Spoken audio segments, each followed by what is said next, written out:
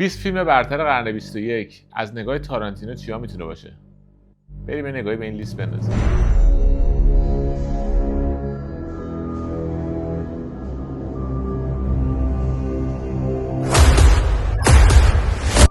خوش اومدید مووی دیلر.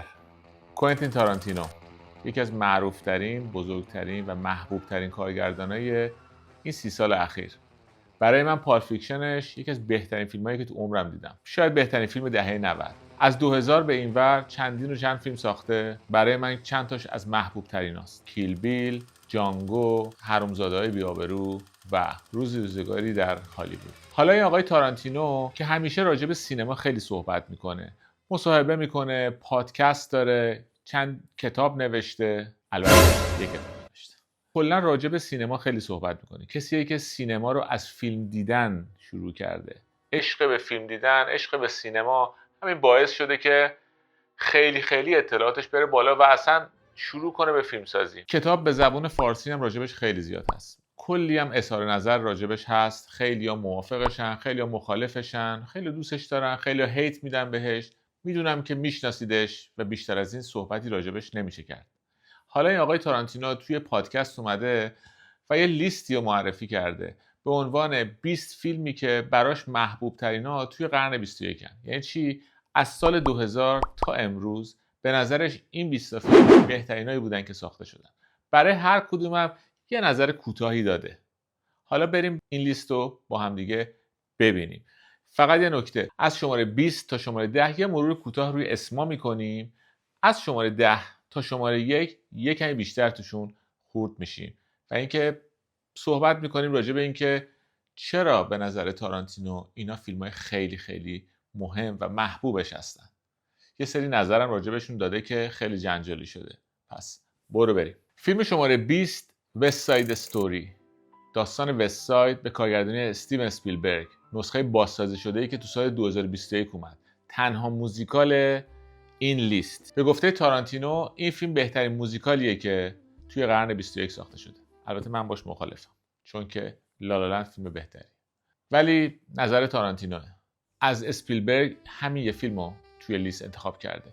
نکته دیگه، سعی کرده که از هر کارگردان فقط یه فیلم انتخاب کنه. شاید کارگردانایی هستن که بیشتر از یه فیلم ازشون دوست داره، ولی انتخاب جالبی کرده. فقط از هر کارگردان یه دونه فیلم.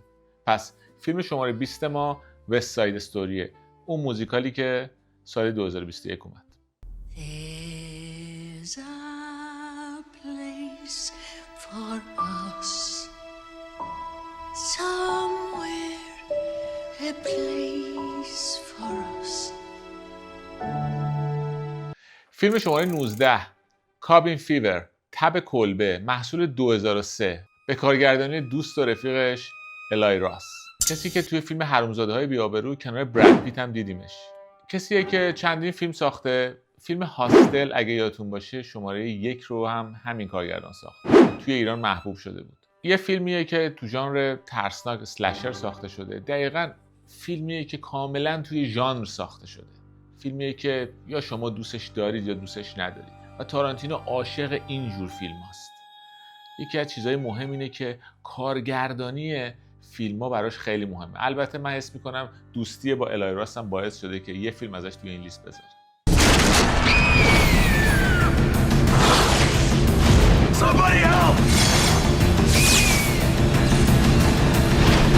فیلم شماره 18 ما مانیبال به کارگردانی بنت میلر، محصول 2011. این فیلم راجع به دنیای بازی بیسباله با بازی براد پیت و جونا هیل. یه فیلم گفتگو محور پر از دیالوگ. اینی که بهتون میگم دیالوگ، پر از دیالوگ. به نویسندگی آرون سورکین، همون که سوشال نتورک رو نوشته، و کارگردانی بنت میلر. بنت میلر کارگردانیه که 3 تا فیلم بیشتر نساخته، ولی سالیان سال هم هست که دیگه فیلم نمیسازه. چرا؟ کسی نمیدونه. این فیلم دیالوگاش عالی نوشته شده. یکی از بهترین فیلم‌های براد پیته. شاید تو لیست 20 فیلم برتر قرن من نباشه، ولی قطعاً از بهترین فیلم‌های براد پیته. حتما اگر ندیدید این فیلم رو ببینید. راجع به دنیای پشت پرده بازی بیسباله. خیلی فیلم خوبیه. فیلم شماره 18 ما مانیبال. There are rich teams and there are poor teams. Then there's 50 feet of crap. And then there's us. Welcome to Oakland. My job is to take this team to a championship. فیلم شماره 17. این یکی خیلی عجیبه. یه فیلمیه از تایلند به نام شکلات. یه فیلم اکشن، رزمی و دوباره از همون سری فیلمایی که تارانتینو خیلی دوست داره. سینمای رزمی شرق آسیا، مخصوصاً فیلمایی که تو دهه 80 و 90 اومدن. عاشق اینجور فیلم هست. ساخته شدن کیل بیل دقیقاً همون چیزی بود که تارانتینو میخواست. یه ادای دنگ به بروسلی، سینمای ژاپن، سینمای رزمی شرق آسیا و به بهترین شکل ممکن اون کار رو انجام داد. از اونجا یه فیلم انتخاب کرده، شماره 17، شکلات.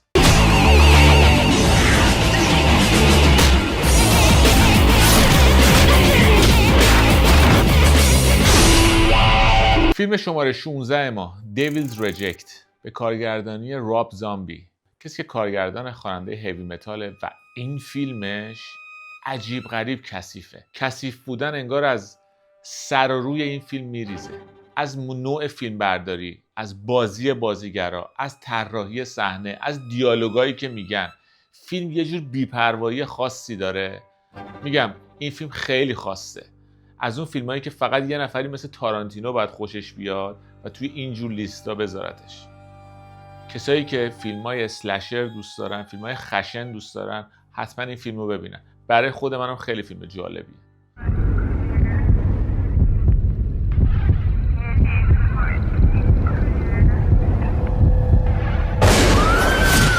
شماره 15، مصائب مسیح، به کارگردانی مل گیبسون، محصول 2004. فیلمی که تو زمان خودش قوقا به پا کرد.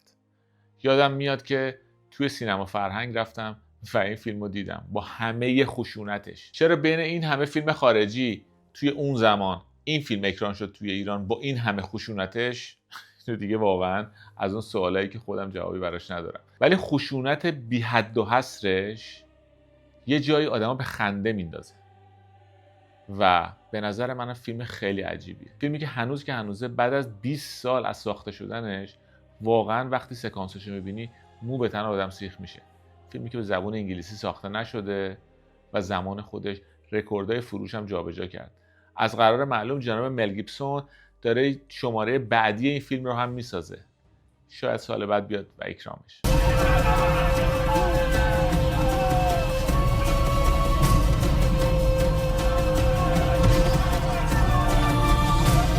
فیلم شماره 14، مدرسه راک، سکول آف راک، به کارگردان ریچارد لینکلیتر. یه کمدی جذاب و باحال. احتمالا خیلیاتون دیدید. یه آدمی که عاشق موسیقی راکه به طور اتفاقی بعد به مدت کوتاهی توی مدرسه درس بده و اون بچه‌ها رو عاشق موسیقی راک میکنه. ای کاش ای کاش ای کاش منم یه معلمی داشتم مثل جک بلک و توی کلاس برای ما AC/DC پلی می‌کرد. پیرم و گاهی دلم یاد جوانی میکند. School is this? He's going to teach them a lesson There will be no gold stars or demerits. that will rock their world. It's called Rock Band. فیلم شماره 13 ما، جکس مووی، محصول 2002. از این سری فیلم‌های جکس چندین و چند تا ساخته شده، ولی این فیلمش یه دیوونگی خاصی داره. نمیدونم این سری فیلم‌ها رو میشناسید یا نه. یه جورایی مثل دوربین مخفی میمونه. این فیلم راجع به چیه؟ راجع به شوخی کردنه. شوخیایی که از حد و مرز خودشون باید بگذرن. الان رو نگاه نکنید که توی اینستاگرام و یوتیوب از اینجور شوخی‌ها میکنن. وقتی این چیزا مد نبود، فیلم جکس بود با اون شوخی‌های عجیب غریب خودش. حالا آقای تارانتینو هم دوست داره این فیلمو بذاره توی لیستش. اینی که چی دیده تو فیلم و چه جور کارگردانی هست، اونو من نمیدونم. ولی فکر کنم فقط اون حس و حالی که توی فیلم هست، اون دیوونگی که توی فیلم هست، اون باعث شده که بذاردش توی این لیست. The wait is over.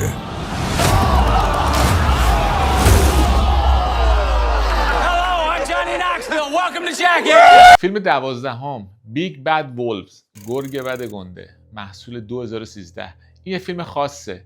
یه فیلم کمدی جنایی محصول اسرائیل. چرا میگم کمدی جنایی؟ البته کمدیش به نظر من خیلی کمتره. یه جنایی خاصه. قشنگ یادمه از وقتی که این فیلم اومد تارانتینو کسی بود که همیشه و همه جا فیلمو تبلیغ میکرد، اسمشو می آورد تو لیستای مختلف و اینجا هم توی این لیست آورده. فیلم خیلی خیلی خوبیه، پایان بندی خیلی جالب و جذابی داره. فیلم شماره 11 و قدیمی ترین فیلم این لیست، دقیقاً برای سال 2000، یه فیلم ژاپنی به نام بتل رویال، میدان جنگ، و سری فیلم‌های بازی‌های گرسنگی، همون فیلم هانگر گیمز، دقیقاً کپی کردن از این فیلم. این فیلم هستش که اورجینال، خشونت اوریانی داره و تو زمان خودش خیلی خیلی محبوب و مطرح. چرا اینجوری گفتم؟ محبوب و مطرح. پس فیلم شماره 11 ما بتل رویال. 人生はゲームです。みんな必死になって戦って生き残る価値のある大人になりましょう。 میرسیم به 10 تا فیلم آخر. 10 تا فیلم آخر چیه؟ کلا 20 تا فیلم بود دیگه. میرسیم به فیلم شماره 10. میدنایت این پاریس، نیمه شب در پاریس، به کارگردانی وودی آلن. فیلمی فوق‌العاده جالب و جذاب. عاشق پاریس میشی. اصلا این فیلم انگار که یه نامه عاشقانه است به پاریس. تک تک دیالوگا و تک تک پلانا و سکانس‌های این فیلم ساخته شده برای اینکه ببینی و لذت ببری و اگر موقعیتش داری با اولین پرواز خودت به پاریس برسی. احتمالا آقای تارانتینو هم خیلی هوس پاریس کرده بوده. این فیلم رو دیده و عاشق پاریس شده. I mean, this is unbelievable. There's no city like this in the world. You're in love with a fantasy. I'm in love with you. فیلم شماره 9 شاون آف د دد به کارگردانی ادگار رایت. ادگار رایت همه میدونن دوست تارانتینوه. خب یکی از بهترین فیلم‌ها و معروف‌ترین فیلماش هم همین شاون آف د دده. یه دونه فیلم زامبی محور کمدی، منم خیلی دوستش دارم. البته تو لیست 20 نمیذارمش، ولی فیلم خیلی خیلی خوبیه. تارانتینو هم شاید توی رو درواسی کرده، از دوستاش داره فیلم میذاره دیگه. اون از اون فیلم الای راس، اینجا از فیلم ادگار رایت. این فیلم هم حتما ببینید. میدونم که دیدید، اگه ندیدید حتما ببینید. Are you about 15p?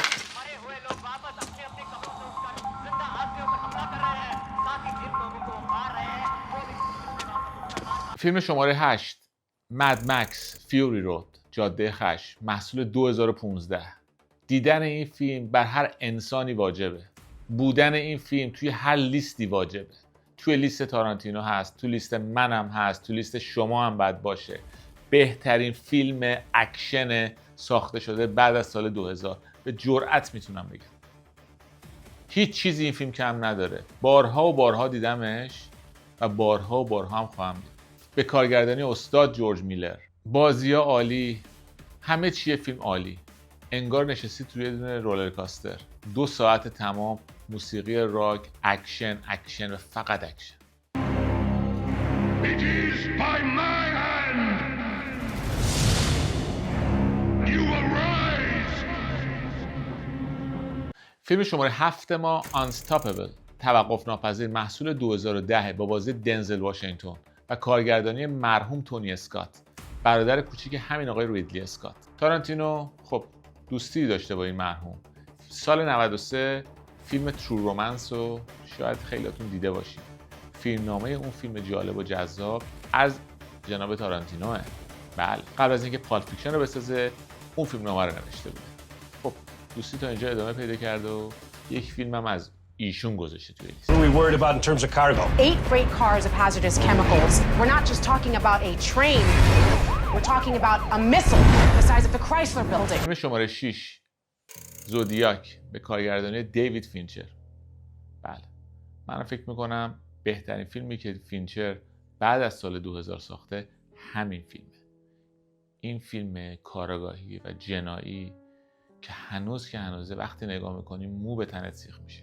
از جزئیات، از اینی که چجوری تونسته این پرونده جنایی رو به این جذابی در بیاره. فوق‌العاده است فیلم، فوق‌العاده. 5 ستاره. اصلا نمیشه گفت چقدر من این فیلم رو دوست دارم. پس فیلم ششم زودیاک. This is the murderer of the 2 teenagers last Christmas at Lake Herman and the girl on the 4th of July. I want you to print this cipher on the front page of your paper. He wants his code in the afternoon. داریم به آخرای لیست نزدیک میشیم. یکی از پربحث ترین فیلمایی که توی این لیست هست همین فیلم 5مه. There Will Be Blood به کارگردانی پول توماس اندرسون. خون به پا میشه. چرا سر و صدا کرده؟ چون که جناب تارانتینو توی همین مصاحبه توی پادکست راجع به این فیلم گفت این فیلم میتونست پنجم نباشه، میتونست اول باشه. چرا؟ به گفته تارانتینو پل دانو ضعیف‌ترین بازیگریه که توی این صنعت هست و این حرفی که راستش چی آدم باید بگه. بله، تارانتینو گفته که کاش پل دانو بازی نمی‌کرد، جلوی بازیگر قدری مثل دی لوئیس کاش بازیگر دیگه‌ای بازی می‌کرد و این فیلم برای من خیلی جالب‌تر و جذاب‌تر می‌شد. اینی که نظر من یا نظر شما چیه راجع به این قضیه، دوست دارم که کامنت بذارید برام و حتما راجع به این قضیه بنویسید. آیا بازی پل دانو باعث شده که فیلم در بیبی بلاد فیلم ضعیف‌تری بشه و کسی دیگه میتونست این نقش رو بازی کنه؟ حتما برام بنویسید. Ladies and gentlemen, I've traveled over half our state to be here tonight. I couldn't get away sooner because my new well was coming in at Coyote Hills and I had to see about it. فیلم شماره 4 دانکرک به کارگردانی کریستوفر نولان. بله، جناب تارانتینو توی مصاحبه گفته که این فیلمو خیلی دوست دارم. دفعه اول که فیلمو دیده بودم انقدر باهاش ارتباط برقرار نکردم، ولی دفعه‌های بعد که فیلمو دیدم کارگردانی نولان، توجه به جزئیات و اون تنشی که توی فیلم هست خیلی خیلی منو گرفته و میتونم بگم که جزو بهترین فیلمایی که دیدم. اینجا تو لیست 4م، دانکرک به کارگردانی کریستوفر نولان.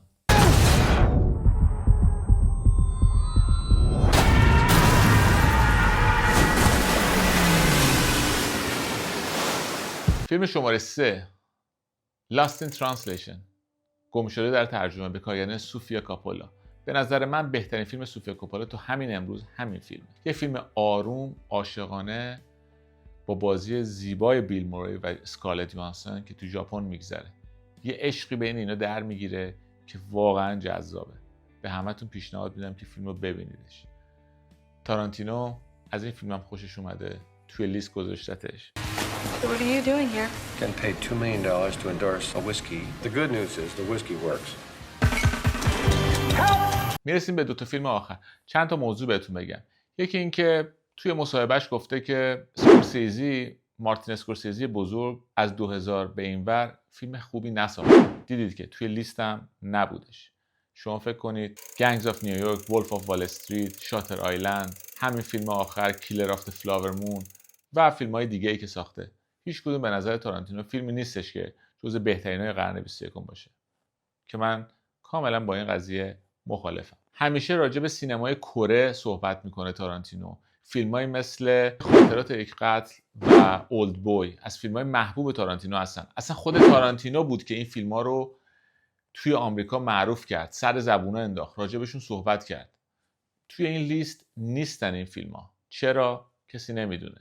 این نکته خیلی جالبی بودش. و مسئله سوم این که این تنوعی که توی فیلم‌ها هست، اینی که از هر ژانری شما فیلم می‌بینید. یه فیلم عاشقانه، یه فیلم جنگی، یه فیلم رزمی آسیایی. برای خودم به شخص خیلی این جالب بود که این تنوعی که تو فیلم دیدن هست، این شکل فیلم دیدن، اینی که چه چیزایی براش مهمه، اینی که عشق به سینما باعث میشه که چه شکلی به فیلم ها نگاه کنی، چه چیزایی برات مهم بشه توی دیدن فیلم. فراتر از هر نقدی که هست، هر نمره‌ای که هست، هر جایزه‌ای که هر فیلمی میگیره، سرگرم شدن یکی از مهمترین مسائلیه که توی دیدن تک تک این فیلم ها به چشم میخوره. حتما تو 2 فیلم آخر هم هست. پس برو بریم تا ببینیم فیلم دوم و فیلم اول تارانتینو توی این لیست چیه. فیلم شماره 2، قسمت 3 از داستان اسباب بازی. به نظر تارانتینو سگانه داستان اسباب بازی، فیلم اول، دوم، سوم، در کنار سگانه وسترن سرژیو لئونه بهترین سگانه هایی هستن که تا حالا ساخته شدن. بی برو برگرد هر 3 فیلم عالی عالی عالی از آب در اومده. البته نظر ایشونه، ولی فیلم 3 داستان اسباب بازی عالی، از نظر منم عالی، 5 ستاره است. سکانس آخر اشک تو چشتون جمع میشه. برید و ببینید اگر ندید. Going to college. Can you believe it? Mom, I'm not leaving till Friday. What are you going to do with these old toys? وقتی اولین بار فیلم رو دیدم ازش خوشم میومد. اما راستش فکر میکنم شدت و فشارش اونقدر زیاد بود که دیگه برای من کار نمیکرد. یعنی نتونستم اونجوری که باید فیلم رو با خودم هم کنم و همراهش بمونم. از اون موقع چند بار دیگه هم دیدمش، اما الان فکر میکنم این فیلم یه شاهکار واقعیه. یکی از چیزایی که واقعا عاشقشم اینه که این تنها فیلمیه که تمام و کمال میره دنبال اون حس، هدف و اثر بصری که اینک آخر زمان داشت و به نظرم بهش میرسه. فشار فیلم رو برای 2 ساعت و 45 دقیقه بدون وقفه نگه میداره. چند وقت پیش دوباره دیدمش. قلبم از اول تا آخر فیلم تند میزد. فیلم کاملا منو گرفت و تا لحظه آخر رها نکرد، در حالی که مدت زیادی بود ندیدمش. کارگردانی فیلم واقعا فراتر از خارق. اینا تعاریف تارانتینو بود برای فیلم شماره 1، سقوط شاهین سیاه، بلک هاک داون، به کارگردانی استاد ریدلی اسکات. نمیدونم این فیلم رو دیدید یا نه. یه فیلم جنگی که برای حدوداً 20 سال پیشه. وقتی این فیلم رو ببینید نفستون تو سینه حبس میشه. واقعا برای حدود 3 ساعت هیچ کاری نمیتونید بکنید. آب گلتون رو نمیتونید قورت بدید. یه جوری این سکانس های جنگی رو کنار هم گذاشته که اصلا نمیتونید یه لحظه پلک بزنید. فیلم فوق‌العاده‌ایه، احتمالاً داستانش رو میدونید. یه فیلم جنگی استثنایی. برای منم از بهترین فیلم‌های جنگی که تو این 25 سال ساخته شده و به نظر جناب تارانتینو بهترین فیلم این 25 سال. That's not a war, Mr. Ito. It's genocide. These people, they have no food. We can either help or we can sit back and watch a country destroy itself on CNN. امیدوارم که از دیدن این ویدیوی نسبتاً بلند لذت برده باشید. طبق معمول لایک، سابسکرایب، زدن اون زنگوله که بعضی وقتا فکر میکنم نمیزنید لازم و واجب برای شما و برای دوستاتون. حتما برای من بنویسید 20 فیلم برتر شما تو قرن 21 چیه؟ کدوم یکی از این فیلم ها تو لیست شما هم هست؟ با کدوم یکی از نظرهای تارانتینو موافق یا مخالف بودید؟ این لیست رو لطف کنید پخش کنید در سرتاسر شهر با همه دوستاتون. تا برنامه بعد. Baby shot me down.